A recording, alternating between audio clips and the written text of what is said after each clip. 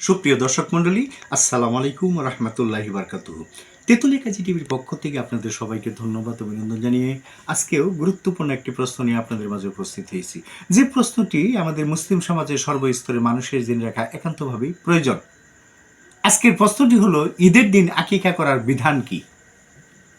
এর উত্তর হলো, ঈদের দিন সন্তান জন্মের সপ্তম দিন হলে সেদিনেই আকিকা করা সর্বোত্তম। কারণ রাসূল সাল্লাল্লাহু আলাইহি ওয়াসাল্লাম বলেছেন, প্রত্যেক শিশু তার আকিকার সাথে বন্ধক থাকে।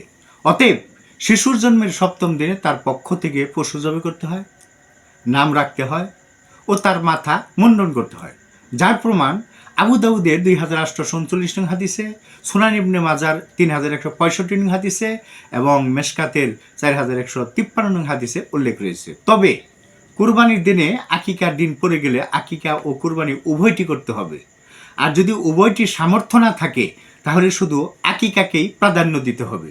এ বিষয়ে ইবনু আবি সাইবার 24,268 নং হাদিসে বর্ণনা রয়েছে। প্রিয় দর্শক মণ্ডলী, আজ পর্যন্তই। আপনি ভালো থাকুন, সুস্থ থাকুন।